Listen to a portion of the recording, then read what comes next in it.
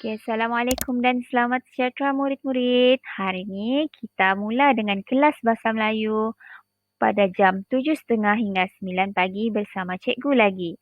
Jadi tajuk yang kita akan pelajari pada hari ini ialah Imbuhan Akhiran pada unit 11 Indah Seni Sepanjang Zaman. Okey, sebelum cikgu masuk kepada aktiviti ini, cikgu mahu semua murid terlibat aktif dan beri respon kepada cikgu semasa cikgu menjalankan aktiviti ini. Dan cikgu harap murid-murid telah bersedia dengan buku teks, buku tulis dan juga alat tulis kamu sebab jika ada sebarang nota penting, kamu perlu catat dalam buku latihan yang kamu ada. Okey, baiklah. Sebelum kita pergi kepada aktiviti sebentar tadi, mari kita pelajari apa itu imbuhan akhiran. Imbuhan akhiran ialah imbuhan yang kita letak di akhir perkataan. Di sini cikgu telah keluarkan 3 imbuhan akhiran iaitu imbuhan akhiran an, i dan kan. Dan setiap imbuhan ini mempunyai makna-makna yang tersendiri. Mari kita tengok apa makna di sebalik imbuhan ini. Yang pertama, imbuhan akhiran an yang membawa maksud kerja atau perkara ataupun benda hasil daripada melakukan merujuk kepada perkataan itu sendiri. Cikgu bagi contoh di sini lukisan. Okey, lukisan ni berlaku apabila kamu melukis. Dan melukis itu merupakan kerja. Jadi daripada kerja itu kamu telah hasilkan lukisan. Itulah yang dimaksudkan pada pernyataan yang pertama. Okey, yang kedua. Imbuhan akhiran an juga boleh merujuk kepada kawasan ataupun bidang yang luas. Cikgu bagi contoh lapangan. Lapangan ni kita tahu apa? Lapang tempat yang luas, yang tiada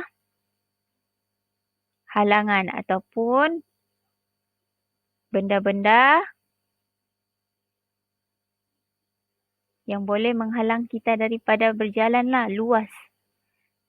Kita boleh nampak, contoh kamu berdiri di hujung, kawan kamu di hujung. Jadi kamu boleh nampak terus kawan kamu. Kamu tidak perlu lagi jalan ke depan sikit untuk tengok dia. Terus kamu dapat tengok dia secara terus daripada pandangan yang jauh. Itu yang dimaksudkan kawasan ataupun bidang yang luas. Yang ketiga, imbuhan akhiran an juga merujuk kepada makna banyak. Okey, contoh ratusan. Ratusan boleh merujuk kepada duit ataupun orang. Okey, jika kita ingin nyatakan bahawa di suatu tempat tu ramai orang, kita boleh cakap macam ni.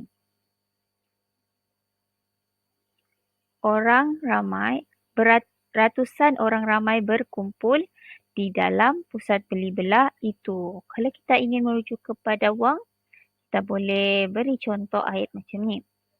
Encik Wang mempunyai duit ratusan ringgit. Okey, kamu boleh bagi contoh ayat macam tu. Okey, yang keempat, imbuhan akhiran an juga membawa makna alat. Alat kamu tahulah benda yang kita gunakan untuk kemudahan kita. Okey, contoh tapisan. Daripada perkataan tapis yang merupakan kata kerja. Tapi bila kita tambah imbuhan akhiran an menjadi tapisan merupakan alat untuk menapis air, menapis bahan-bahan. Contoh masakan lah. Bahan-bahan masakan dan seumpamanya. Okey. Seterusnya, imbuhan akhiran juga merujuk kepada orang ataupun haiwan yang penderita kerja. Di sini maksudnya, jika kamu tambah imbuhan akhiran an pada perkataan tersebut secara tidak langsung, perkataan tersebut menjadi perkataan yang negatif lah. Contoh, tawanan. Okey, kamu tahu tawanan tu apa? Tawanan ni orang yang ditahan oleh tentera. Maksudnya, bila ada peperangan, orang tersebut akan menjadi tawanan kepada pihak lawan kita. Contoh, kita berlawan dengan Indonesia. Jadi Indonesia tu akan ambil salah seorang rakyat kita untuk dijadikan tawanan di negara mereka. Itu maksudnya tawanan. Okey, sekarang kita pergi kepada maksud yang keenam, benda atau perkara yang menjadi penderita kerja. Benda ataupun perkara. Okey, contoh di sini fikir. Perkataan fikir, bila kita tambah imbuhan an, secara tidak langsung menjadi perkataan fikiran. Fikiran ni memerlukan kita untuk berfikir dengan mendalam. Jika kita tidak dapat berfikir secara mendalam, rasional, jadi fikiran kita tu tidak akan menjadi logik dan tidak boleh dipercayai. Jadi maksudnya kita perlu berhempas pulas dulu untuk berfikir, baru fikiran kita menjadi bernas, baik dan boleh diterima oleh orang lain. Dan yang seterusnya, imbuhan akhiran an juga menunjukkan sesuatu yang mempunyai sifat. Kamu tahu sifat tu apa kan? Sifat tu merupakan kata adjektif. Contoh, bulat. Bulat sudah kata adjektif, tapi bila kita tambah an, imbuhan an, menjadilah perkataan bulatan. Okey, bulat itu bentuk, tapi bila kita tambah imbuhan an, bulatan, okey, bahawa benda tersebut sifatnya bulat. Contoh, kawasan itu dalam bentuk bulatan. Maksudnya, contoh kita tengok kawasan perumahan ni. Macam itulah kawasan perumahan kita tengok. Jika dia cakap macam tu, macam ayat cikgu tadi, maksudnya kawasan perumahan tu dibina dalam bentuk bulatan, mengelilingi bulatan. So paling senang runabout lah. Runabout tu berbentuk, sifatnya berbentuk bulat dan dipanggil bulatan. Dalam bahasa Melayunya, roundabout dipanggil sebagai bulatan. Okey. Yang ke-8, imbuhan akhiran an ni tempat melakukan sesuatu. Apakah maksudnya tempat melakukan sesuatu? Maksudnya jika kita tambah imbuhan akhiran an di akhir perkataan tersebut, secara tidak langsung perkataan tersebut akan menjadi tempat. Contoh perkataan buai. Bila kita tambah imbuhan an, tidak langsung menjadi tempat kamu membuai adik kamulah, buaian. Sebab pada asalnya buai itu ialah kata kerja. Dan yang terakhir sekali, imbuhan akhiran juga digunakan untuk merujuk kepada ukuran ataupun kiraan. Okay, contoh.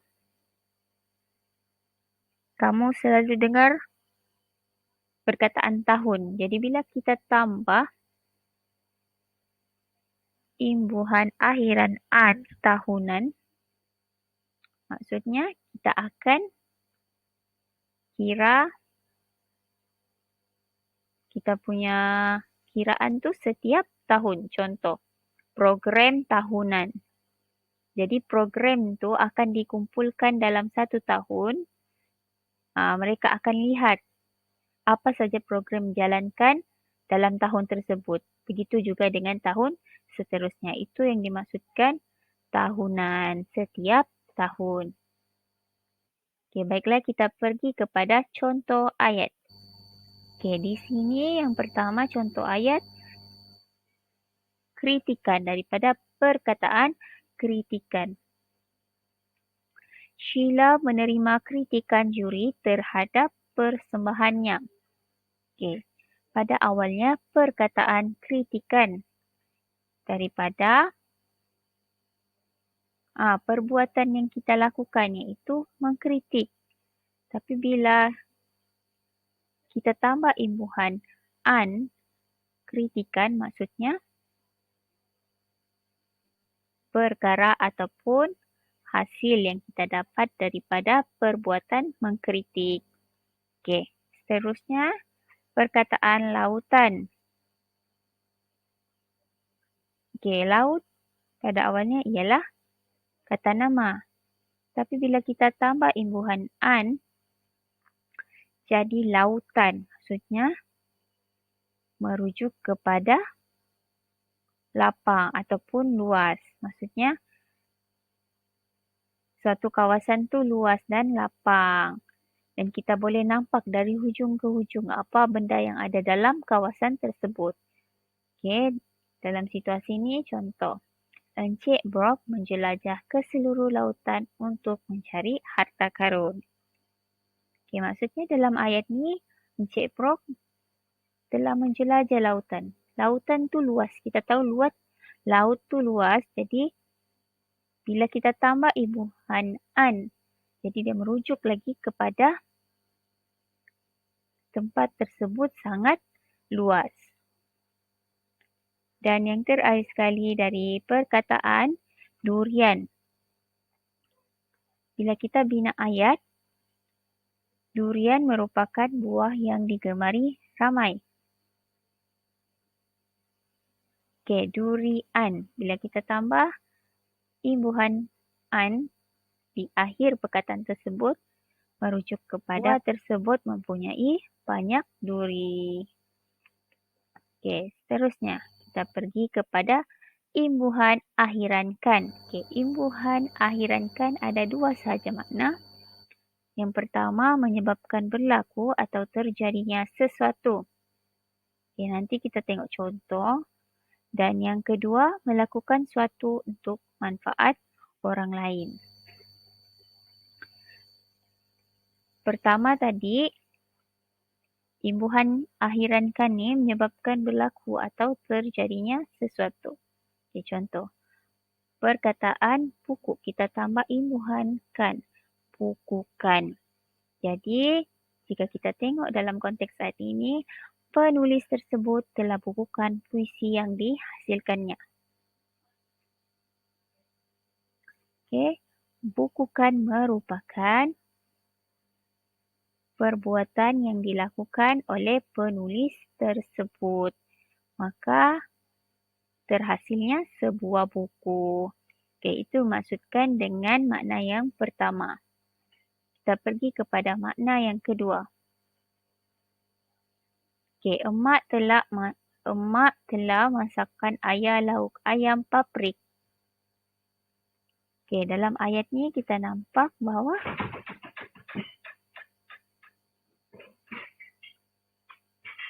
pekerjaan yang dilakukan emak telah memberikan manfaat kepada ayah. Iaitu ayah dapat makan lauk ayam paprik dengan masakan ibu ataupun emak.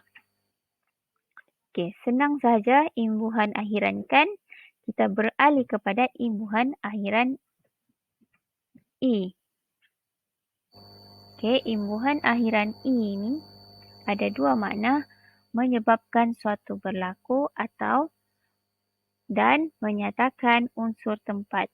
Okey, maafkan cikgu, ada dua makna imbuhan akhiran i, menyebabkan suatu berlaku dan menyatakan unsur tempat. Mari kita tengok contoh. Okey, contoh di sini, mekanik tersebut telah baiki kereta rosak itu. Bila kita tambah imbuhan I dalam perkataan baik menjadi perkataan baiki, maka itu telah menyebabkan sesuatu berlaku, iaitu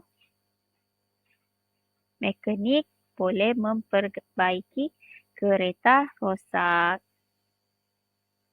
Baiki kereta rosak. Okey.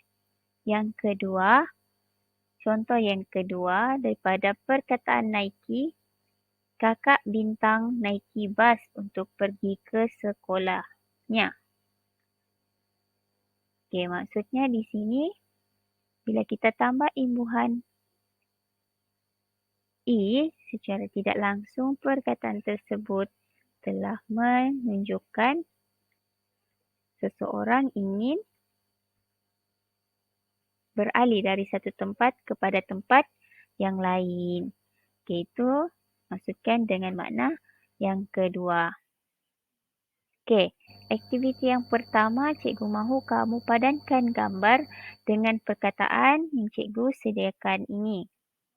Okey, tengok betul-betul antara ketiga-tiga perkataan, manakah imbuhan yang paling sesuai dengan perkataan dasar dalam gambar tersebut. Okey, pada gambar yang pertama, imbuhan an paling sesuai, halaman. Kita tidak panggil halami, halamkan. Palinglah tidak, halaman ni merujuk kepada apa? Kawasan di hadapan rumah kita. Itu kita panggil sebagai halaman. Okey, seterusnya. Gambar yang kedua. Gambar kedua. Okey, ukiri, ukiran, ukirkan. Mana paling sesuai? Okey, jawapannya ialah ukiran. Sebab kalau ukiri, dia macam tidak berkenaan dengan gambar ni. Ukuran paling sesuai sebab gambar ni menunjukkan suatu ukiran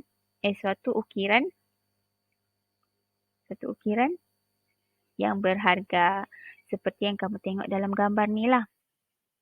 Okey, cikgu mahu gambar yang seterusnya ni kamu respon dalam grup dan cikgu akan semak jika kamu tekan dengan betul perkataan yang sesuai berdasarkan gambar-gambar ini.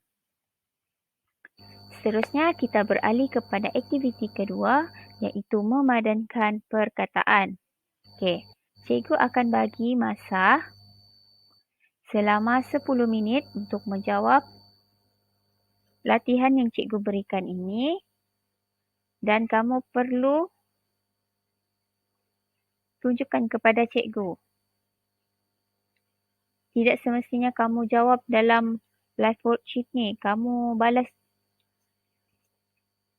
chat cikgu pun boleh. Okey? Okey, yang ketiga, aktiviti mengisi tempat kosong. Okey, ini cikgu mahu kamu pergi kepada link yang cikgu sediakan dan kamu perlu jawab latihan yang cikgu sediakan. Dan jangan lupa screenshot dan bagi cikgu. Okey. Dan terakhir sekali ialah tugasan yang kamu perlu buat. Yang pertama, kamu perlu tonton video yang cikgu paparkan di dalam slide ni. Kemudian, kamu perlu kenal pasti imbuhan akhiran yang terdapat dalam slide ni. Kemudian, kamu bina ayat berdasarkan imbuhan akhiran ataupun perkataan yang mempunyai imbuhan akhiran dalam video ini. Okey, boleh? Cikgu rasa